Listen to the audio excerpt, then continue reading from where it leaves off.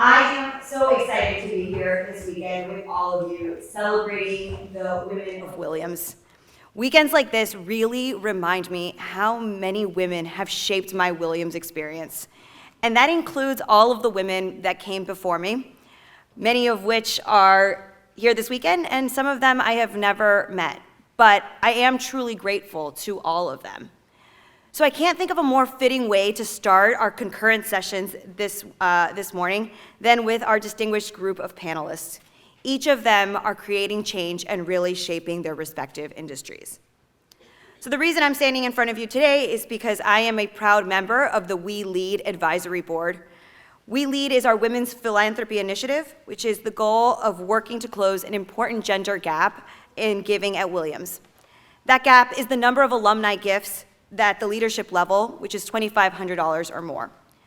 So I would encourage you at some point this weekend to come chat with me or one of our other advisory board members. You can also scan the QR code on your bookmark to learn more about it. We have made a lot of progress over the last few years, but we can definitely use some help in getting to the finish line. Together, we can continue to broaden the path for the women of Williams going forward. So with that, it is my pleasure to introduce our speakers. Kara Weber, class of 1994, Mary Imivor, class of 2019, and our moderator, Ainsley Harris, class of 2006.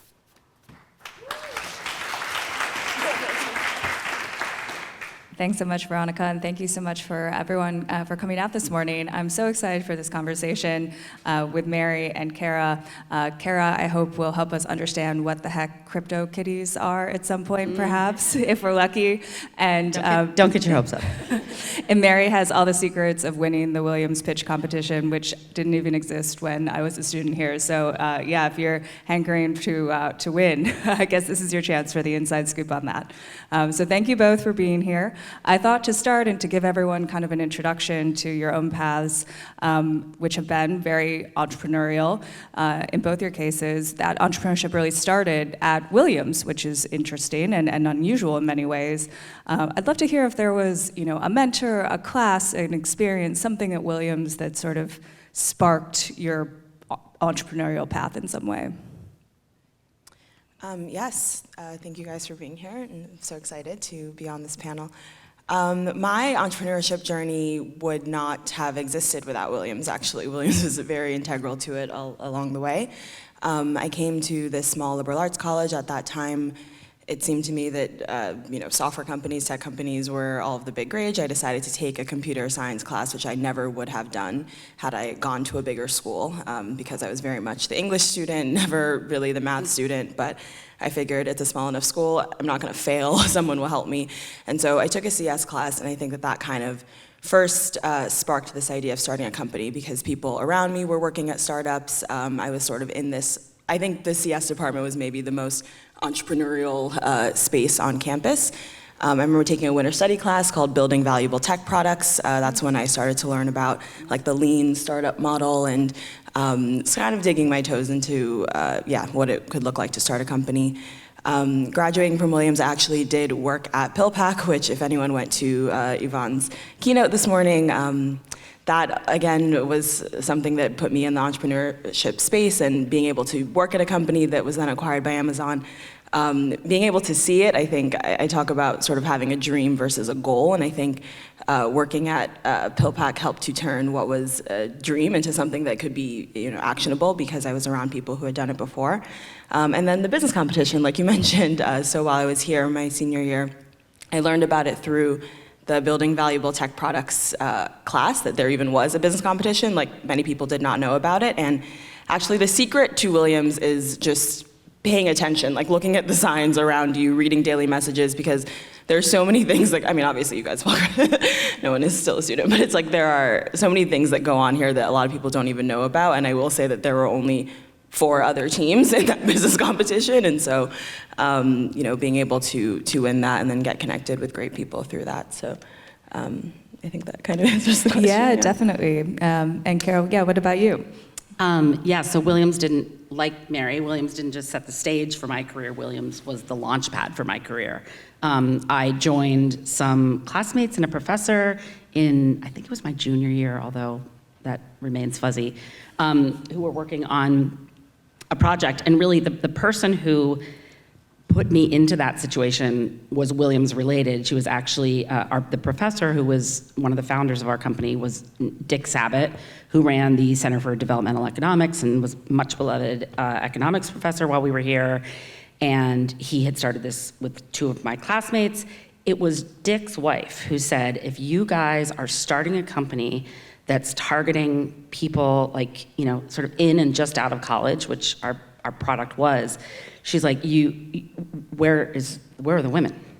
And so that's, I know we talked about that on the phone as well, Yeah. Ainsley. Like my career is sort of in a strange way because I'm a woman. They were like, oh, shit, we need a girl, which is not the most auspicious way to start a career. And, I think I hadn't like dated any of them or like they thought, I mean, I think truthfully it was because I was a woman, but I was also good at hanging with the guys, which is also happily not how most entrepreneurial careers start today. But we did start this company called tripod.com, and it was one of the early web's first big success stories.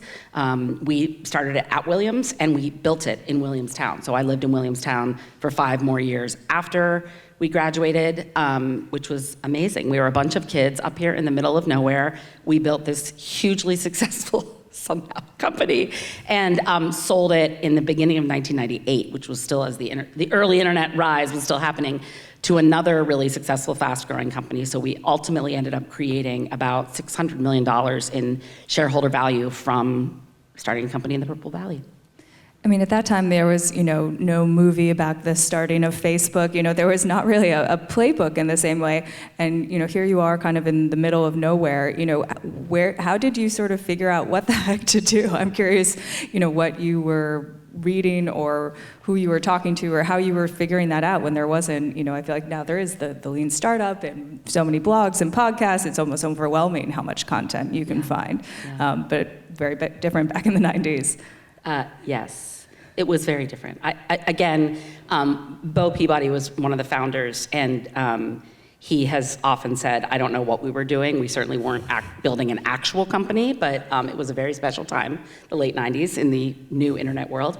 I think there's something about being an entrepreneur, and to some extent being a leader, where naivete is a superpower. I think naivete represents a bit of, if you're naive, you're fearless, right? If you don't know any better, you're not afraid to try. So I think naivete begets, taking chances, and sometimes those chances work. And if you're naive, you don't really care if they don't work. And so I think, ironically, our naivete was an enormous asset. I also think we were the customer. So we really understood. We really deeply understood who our customer was and what they were interested in and wanted to do and so on. So. Yeah, well, I feel like that's maybe a great segue to Mary telling us a little bit about her startup and Wave, I believe it's called, and would love to hear, about the company itself and its mission, but also maybe a little bit about how you've been sort of figuring out what your playbook should be as if you've been getting off the ground. Yeah, absolutely. I so resonated with what you just said about naivete and also about being the customer, and I think to give you a bit about my background and my story, so Wave was very much born out of personal experience. I was born in Nigeria, I grew up in the US. Yvonne made this joke about being a kid of immigrants and kind of like everyone wanting you to be a doctor. I sort of had that mentality growing up where, doctor, lawyer, engineer were sort of the only 3 options. And coming to Williams and being able to study computer science, like I said, sort of like got me on this path of like, maybe I could start a company one day. But from the personal experience, my hair had always been a really big part of my life. So the company Wave is a hair company. And, the purpose is to sell wigs. Sorry, I'm a little bit nervous, I'll say, is to sell, we sell wigs to sort of like make you look good and feel good. And, there's this whole ethos about, I really do believe that how you look dictates how you feel. It dictates then sort of like the actions that you take in this world. And, we kind of try to downplay looks or downplay hair, but I think that they matter not because of how anyone else perceives you, but because of how you feel about yourself. And so my hair had always been a really big part of my life. And I used to chemically straighten my hair when I was younger. And that was a choice that my mom made. She was a doctor, is a doctor, and didn't really have much time to do my hair. And when you have super curly hair, it was just the choice that she made. But growing up, when I was in high school, like YouTube kind of came out, and the natural hair movement was something that was happening, where I started watching all of these YouTube videos of Black women who were going natural and taking all of this time to do their hair and really discovering sort of what their hair meant for them. And so I made the choice as a sophomore in high school to go natural. And I remember my mom literally betting me $200 that I was gonna cave and chemically straighten my hair. She's like, good luck with that. And I would even go to Nigeria where people would be like, oh, what's going on with your hair? And I'm like, this is our hair. Why are you questioning me? But my hair, like I said, was a big part of my life, and I would spend all of this time doing it. I was watching YouTube videos, learning how to make my own hair care products, because there wasn't that much on the shelves, but devoting probably hours a week to taking care of my hair. I then come to Williams College, where I do not have hours a week to devote to my hair. I barely have hours, I barely have the time to do the basic things that I need on top of all of the work that I have. And so then I'm finding myself looking for what's called protective styling. And so I have protective styling in right now, it's braids. And I remember bonding over my first friend that I meet at Williams. The two of us both have braids when we get to campus, and we're like, what are we gonna do about our hair? There's nowhere around here for us to, redo these braids. And our hair was something that really kept us connected. Junior year was the first time that I wore a wig, and so I don't want to say it changed my life, but it did in a sense, because it gave me the power to do my hair myself. I didn't have to rely on a salon. I didn't have to, I felt a flexibility in being able to change up my hair and change up my hairstyle, still being able to wear my natural hair when I wanted, but being able to, change it out with a wig. And not many people knew about wigs in sort of among my friends and family. It was a hairstyle option that many people tried, but it wasn't something that, it's not something that we normally talk about. I think often as women, no matter who you are, your hair, there's a secrecy kind of around hair. But that sort of personal hair journey coincided with my computer science kind of entrepreneurship journey, and it's 2017, kind of the height of the DTC movement. I'm seeing Warby Parker and Glossier and Allbirds and all these companies, and I'm thinking okay, what if there was something like this for hair, and what if there was a brand and a hair company that really celebrated, made it easier to shop, for one, because a lot of the companies that we were buying from were AliExpress or Alibaba, and it's you don't really know what kind of quality you're getting. There's not really a brand around it. Something to make it feel fun and celebratory, I wish I had a third point there, but I don't. And so that's kind of the impetus behind WAVE. And so we come together, we enter and win our school's business competition. We then graduate. We were moving to Boston, actually. Like I said, I worked at PillPack. And actually, so one thing I read about the other day was how every dream sort of requires, I forget the word that they use, but it's the idea is somebody who sort of feeds your dream, somebody who encourages you and somebody who keeps you going. And Williams writ large had been that for me. There's so many women that I met. I see people in the audience who've helped me. Lori was my mentor during the business competition. Yvonne actually really was that for me, because I would talk to her a lot about the business idea, and she's the one who encouraged me to raise money and kind of taking this idea from a pie in the sky dream to a real goal. She's like, no, if you want to raise money, I will connect you with investors. And she did. And we ended up raising a $2 million seed round in 2020. But then to the point about naivete, not knowing what you're doing at all. And really suddenly going from having this idea and having it be fun, and we're friends and we're doing this, we won this business competition, and we have this idea to, okay, now we have investors, and now we have a board, and now we have actual real funds that we are responsible for, and now we're hiring people, and it's not as cute to be we don't know what we're doing. It's people are babe, what are you actually doing? Yeah.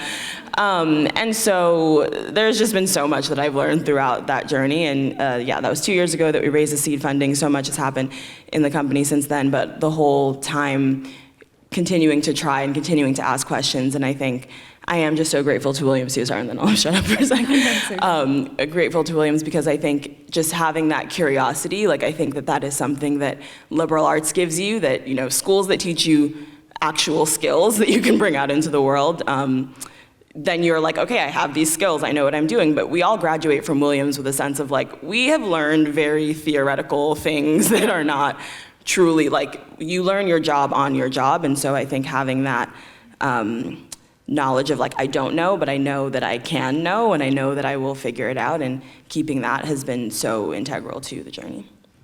Definitely, no, thank you for sharing all that. I feel like it makes me think a bit of the sort of Silicon Valley cliche, you know, 1% inspiration, 99% perspiration. And Kara, I'm sure you've seen that in your career, you know, starting so many different companies, being involved now as, I believe, as an investor as well. And I'm curious, like, what you've learned, or, you know, what you tell, you know, entrepreneurs who now, you know, come through your inbox or your office, and, you know, how you help them kind of make that leap from the inspiration to the actual execution, and what you've learned about sort of how to help someone do that, or how to do that yourself.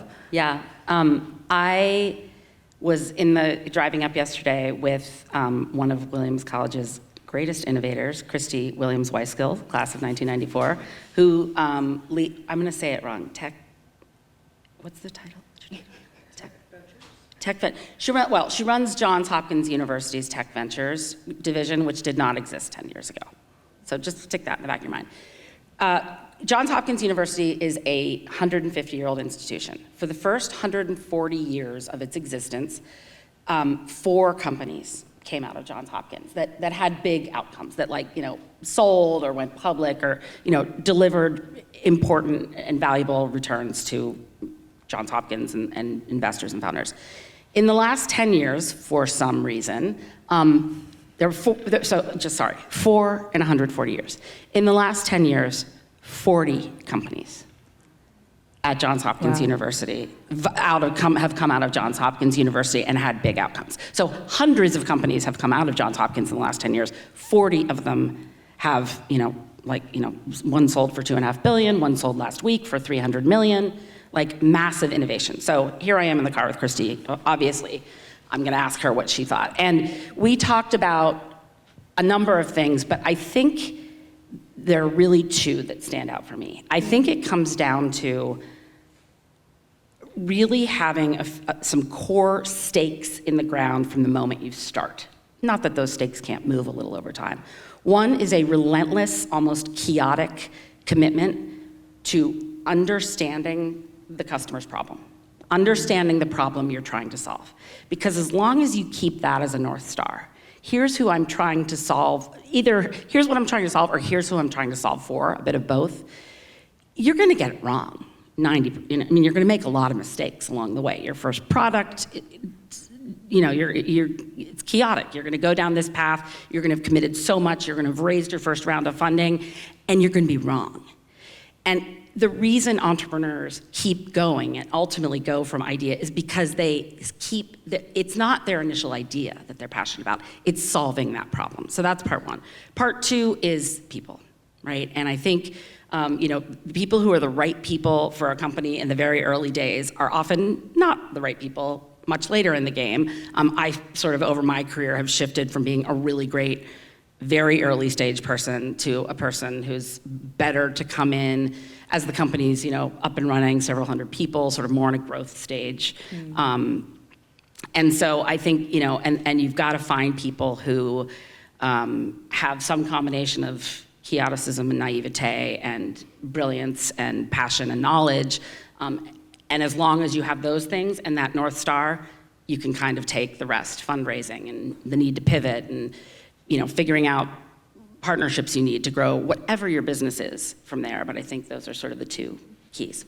I wonder if you could tell us an example of a time where you've been in a business that has, had that kind of moment of transition, that pivot moment where, if we are going to be really focused on the customer, like what we're the product doesn't work right now, we need to shift. Like, what's that like? And I don't know if there's an example that sticks out to you. Oh, there's so many.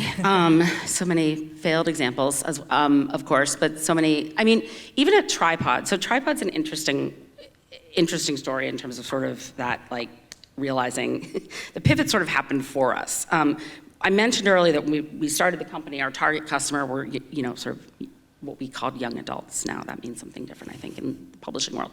But, people just sort of in and just out of college. And our premise was, you go to college, you come to Williams College, and like, I could do that poly-ec oral exam at the end of junior year and like tell you some things about Adam Smith, none of which I recall, and a lot of other great thinkers. Then I was bright then. Anyhow, but you don't like balancing a checkbook, figuring out health insurance, like what? I don't know how to do any of those things. And so that was sort of the kickstart for us. The problem was we were about to graduate from college and didn't know what we were doing, how to live real life. Eventually, we started down that path.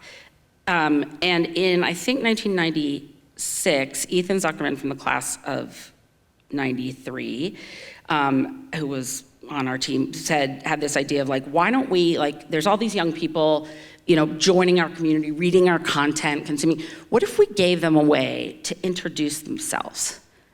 Now, if you wanted to create a web page in 1996, you couldn't, essentially, unless you had a computer science background, knew HTML, which was a very new language to most people. Even if you did have a computer science degree, you couldn't. Ethan's idea was, why don't we give them a way where they can build a little sort of page that lets them introduce themselves to other people in the community? And what happened, of course, and what led to the value of the company over time was, within 6 months, the traffic to our website was 80%, 80-20 rule, right? 80% was those pages, we called them home pages. We built a homepage builder. So for the very first time, a consumer, a person, could go build a website. That had never existed in the world before. Yeah. Meanwhile, we are still committing the bulk of our team and budget to like getting more traffic to an article about like how a feminist should think differently about travel or whatever, and which I'm all for. But it just was, it sort of took us a moment. I think it was a delayed reaction. Yeah. I have another story that I will not tell you all of, but at a company called Rubicon Project, that I was one of the first employees of in Los Angeles I think I joined in 2007 and eventually took public. It was really that relentless focus on the customer and realizing that the product we were delivering, which was doing well, generating revenue, like on paper things looked good, but we needed to leapfrog ourselves. We needed to pivot not because we were on the wrong path, but because we sort of saw what was coming in the now $600 billion advertising industry, and we needed to do something. We needed to innovate technology that would make the whole pie bigger. We didn't just want, like, our little piece of the pie was nice in the market as it was. We wanted to make a whole new market, a bigger market. So that was a moment of pivot. You needed to build a metaverse, yeah. Maybe not.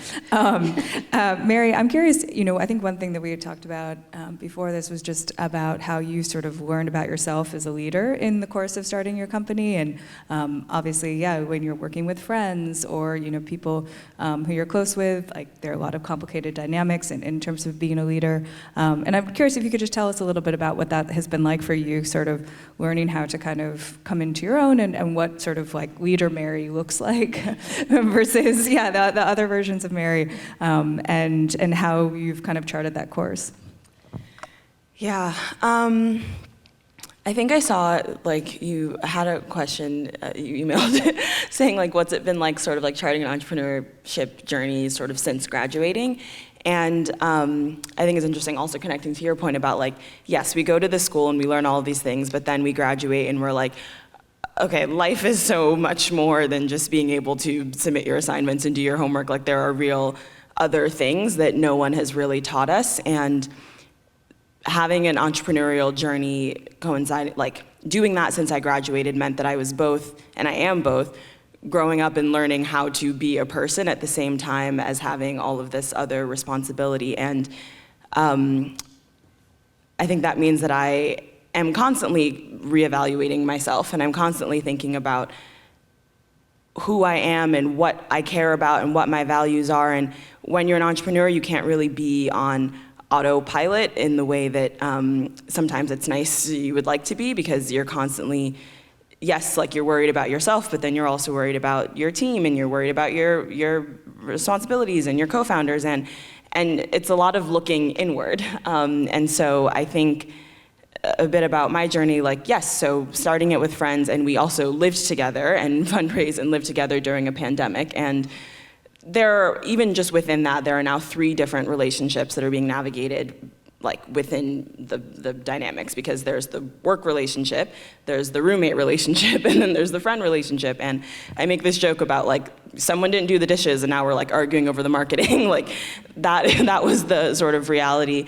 And there has been so much about learning how to communicate. And I think, like I said, upon all of that is really doing a lot of internal work, because to your point about sort of solving your problem and that being the North Star, and rather than sort of the idea, I think you also have to look within yourself and really understand, like, what are my motivations, and why did I do this, and what are my true values, and are those the values that I actually want to have? Like, I'm getting annoyed when she's saying that. Like, why is that bothering me? Like, what's,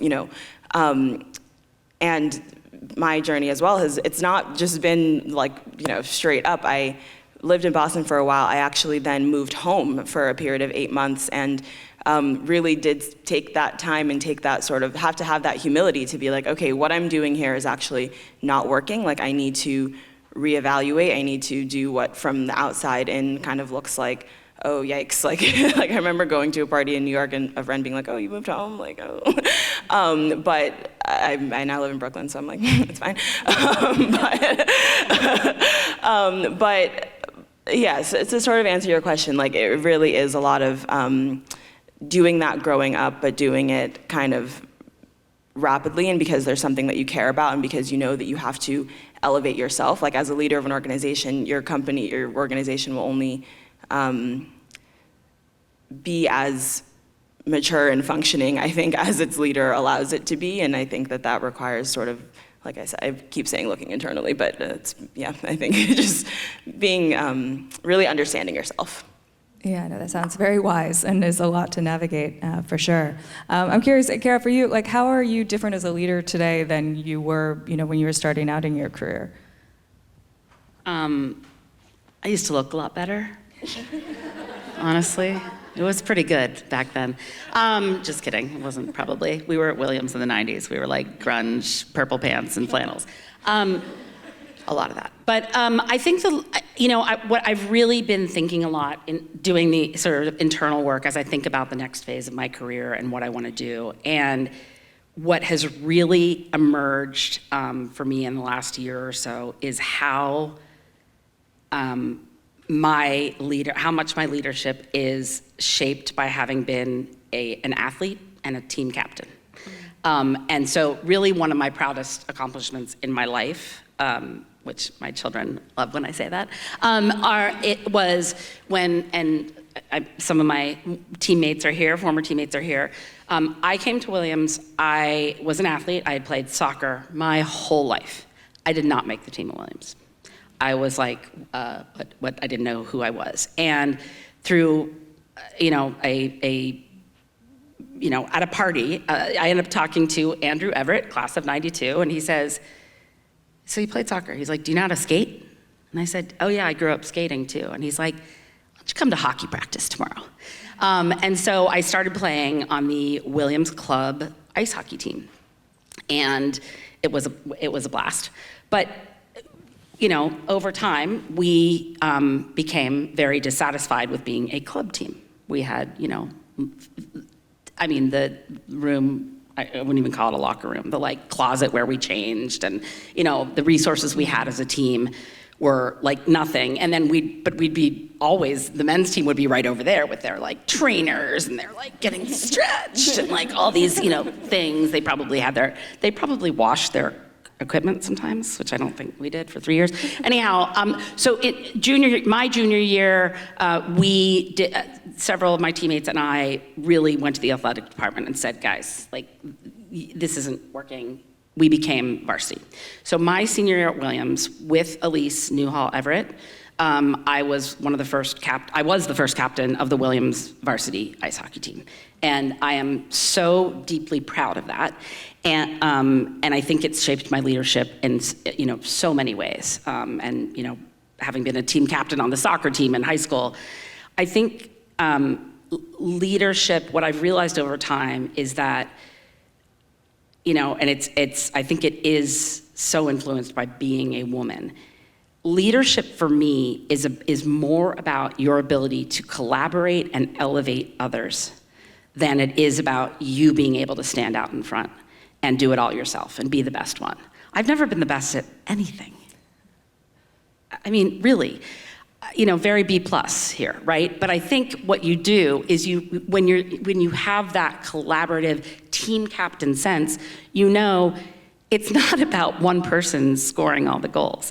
It's about understanding and elevating, like, wow, Mary's, been playing left defense and she's really getting strong. I need to call that out. I need to get the team to recognize that, and I need to encourage her to keep getting even better, right? Like, it's really about elevating others.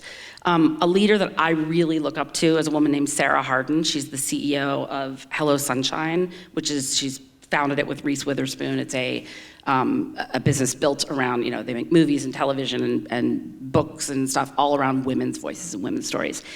Sarah's leadership is such that their team, the leadership team at Hello Sunshine, and check with Sarah before you write about this, because I might not have I've written about Hello Sunshine. Okay, of course you have. So yeah, She's one of the most amazing leaders ever of all time. But they spend 90 minutes as a leadership team every other week talking about their leadership and how they're working together and what needs work, what they could improve on, what their goals are, not just for revenue for the business or hiring or the sort of the traditional stuff. How can we improve, the way that we lead as a team? And so I'd really say that really understanding that leadership is kind of knowing as much about when to step back, when to hand off, when to shut up, as it is about when to, stand at the front of the ship and yell at everyone. Yeah, I think that's great advice. I'll ask one more question, then if we have, I think, hopefully time for one or two audience questions. We recently passed a milestone that I found both encouraging and a bit sobering, that there are now finally more women CEOs than CEOs named John. Which, yay, I guess. But I'm curious, if you two are feeling optimistic about women in leadership and business, and if yes or if not, why, I guess. Yeah, I feel tremendously optimistic. But I also think, like the world, we are beginning the shift to where women take over and run everything. Praise Goddess. I think that the nature of innovation today, and innovation is such an interesting thing and can come in any shape and size. We put a man on the moon before we put wheels on a suitcase. And that happened, by the way, what I just mentioned happened over, a 30-year span? Innovation today, somebody's innovating something using AI while we're sitting here, probably while you were asking that question and I started answering. The pace is so extreme and fast now that you have to be, leaders and entrepreneurs and innovators today have to be so incredibly nimble and so willing to adapt, adjust, and flex into whatever the situation calls for. Women, and I'm not saying this in a monolithic way, Mary's experience is very different than mine, is very different than each of yours, but women in general have likely had to surmount, or more importantly, go through many, many obstacles to have success in their lives, careers, just to get things done. We know how to plow through. We don't necessarily want to have had to learn that, but we've all had to learn that. Everyone in this room has had to not figure out how do I get around it, how do I call my buddy who can hop, skip, and jump me there, how do I get through this obstacle? And I think the pace of innovation going forward is going to be a perpetual obstacle of sorts. And I think women are uniquely well-equipped.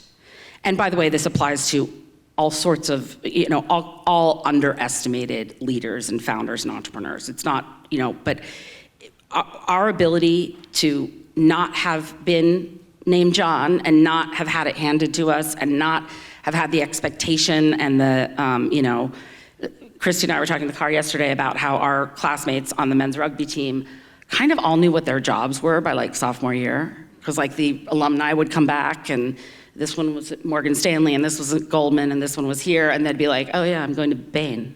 I was like, did women's alumni rugby players have jobs? Like we didn't even, And so I think that women, it's been a huge shift. I think that sort of like, here's who I am and here's what I do and here's how I get everything I want is useless today.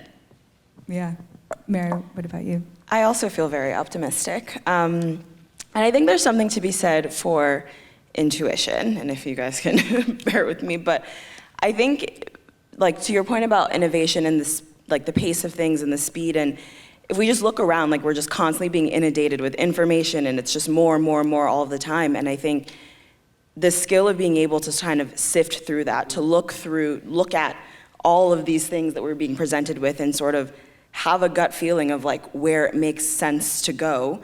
I think that is a skill that's going to become, and has already become, I think, even more important, and I think it's something that women are uniquely skilled at. I think it's a gift that we have as being women, is having this sense of intuition, and I think we live in a world that is actually a bit like over-logicized, like over-rationalized, to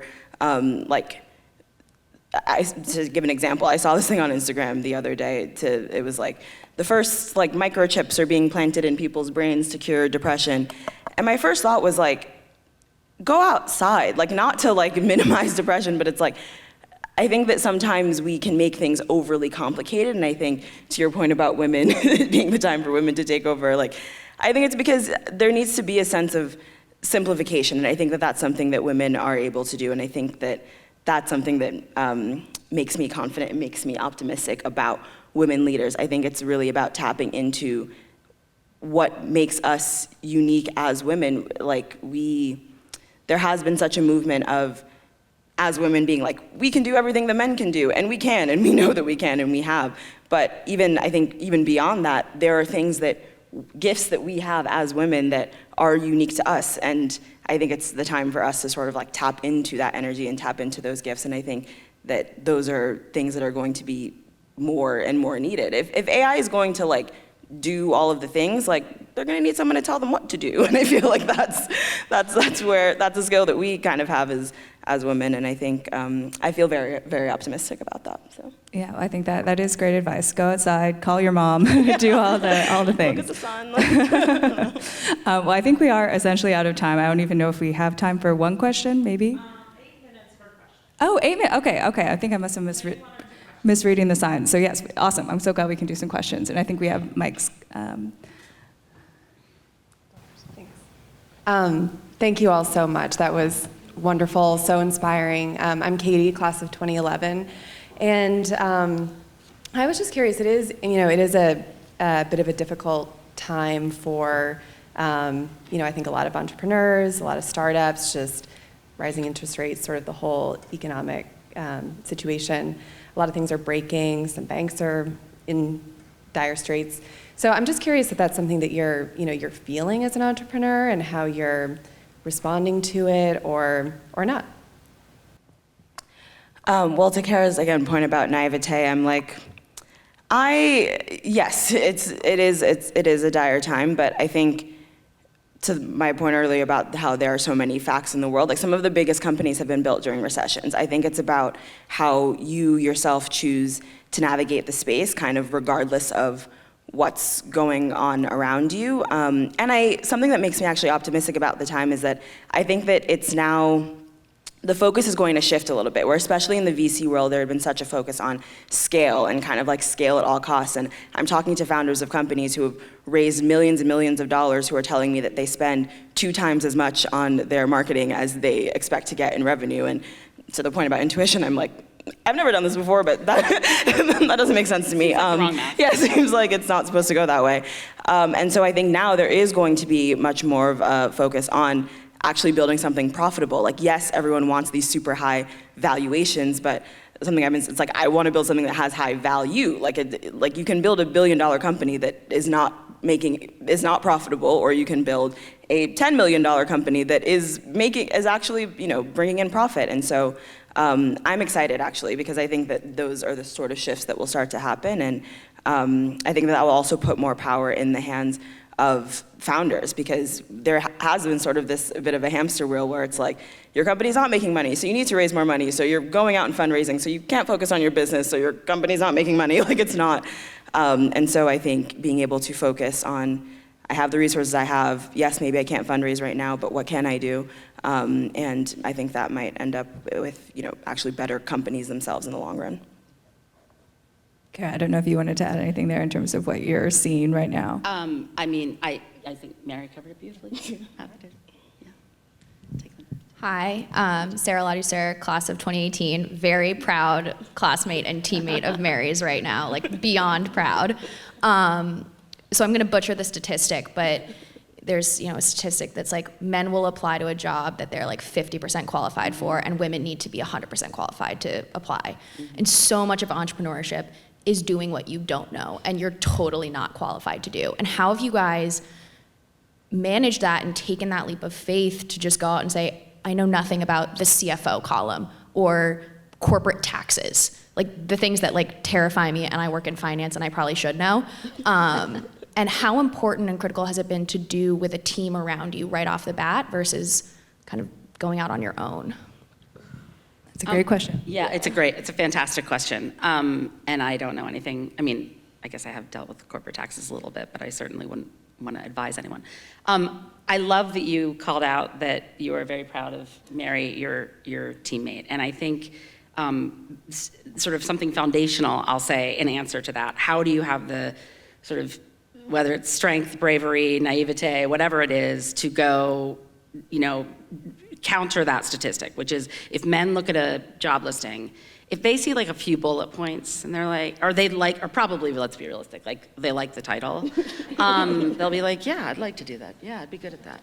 They will apply for the job. And women, like the tendency, and maybe you all know this, if I don't meet every one of those bullets, right? If I don't have an MBA, if I don't, haven't led a team of more than whatever, like, we'll be like, oh yeah, no, I'm not your person, so I don't want to waste I don't want to bother you, take your time. Fuck that, number one. I think for me, one of the key sources of strength I have, and we all have them, are the communities of people we build around us and that we keep around us and that we nurture around us. Outside of our, partly in our jobs, but outside of our work. And that, to me, has been my biggest gift of Williams. And it is what has given me, I think, the confidence and the motivation and the inspiration to go try things fearlessly. And that's I have an amazing group of women friends from Williams, some of who are sitting here right in front, who, have been, there are 11 of us. We have been close, we have remained close, we have supported each other and cheered for each other and occasionally yelled at each other as needed. But really having these brilliant, powerful, beautiful humans in my corner, in my court, it's really changed. It's driven my life, it's driven my career. And we all have, whether it's your partner, your family, whatever your group is, whoever your posse is, I think that nurturing those relationships is as valuable, from intuition to bravery, from, understanding your values, which are so important, as Mary referenced, in making great decisions. So I would say it's my girls, my Williams girls. I love that both of you guys have a fan club in the audience today. Yes. I would agree. I would say that it's encouragement and finding it wherever you can. And I think finding it in your friends, finding it in your family, deliberately surrounding yourself around people who encourage you. And for me, a lot of it is finding it in books. I think I am somebody who, I've always been a big reader, but I think what helps me hone my intuition, what helps me keep that sense of strength and bravery is continually reading and refreshing myself with stories of other founders, with stories of other people who've done similar things.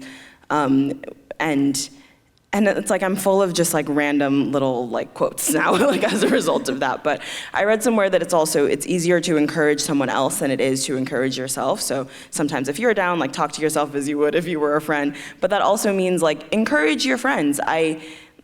My first actually response, like in my mind to your question, was like, yeah, just know that you can do it. You know what I mean? Just like don't be that person who thinks I have to know 100%. But then as you were talking, I was like, wait, I'm thinking of all of the people who encouraged me, at every step of the way, who reminded me of like, no, do that. And again, I mentioned Yvonne.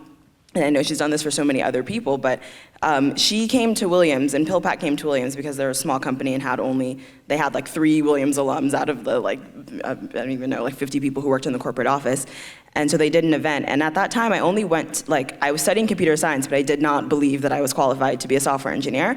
But I went to the event because I was applying to be a product manager, and they were having an event called Problem Solving with PillPack, and I was like, okay, this will help me with my product manager application. And she's the one who was like, yeah, we're recruiting software engineers, like, send me your resume, and like, let's get you in for a software engineering job application, or interview, sorry is the word. And so I interview, I get the job. And then again with Wave, I'm like, yeah, like we've been in the business competition, we'd also won money from MIT, like I have this business we've been building, like we're building this community, but like I don't feel qualified to fundraise. And she's like, send me the deck, like I will, put it in with people. And now I think I try so much to encourage the people around me, because that also encourages me. And to her point, I keep quoting her, but to her point about giving and receiving in turn, it's like, I am so encouraging to all of my friends who have dreams, because when I encourage you for your dream, I build courage for my own dream. And so I think, that is something that we can all do. And I think that's a way to kind of maintain yourself. And then a last little point full of little tips and little quote that I read somewhere, but it was about imposter syndrome. And it was like, don't think of yourself as an imposter. Like, if you have fooled everyone around you into thinking that you can do what you can do, like, you are a trickster goddess. And to your point about, thank goddess, it's like, I think everyone lean into your trickster goddess era. It's just another way of looking at it. So, all you need to know about finance, like, you are a trickster goddess. They're paying you, like, good job. So. Well, I think that seems like a wonderful place to end. Yeah. Thank you both for coming out this morning. This was a great conversation. Thank you so much, Ainsley. Thank you.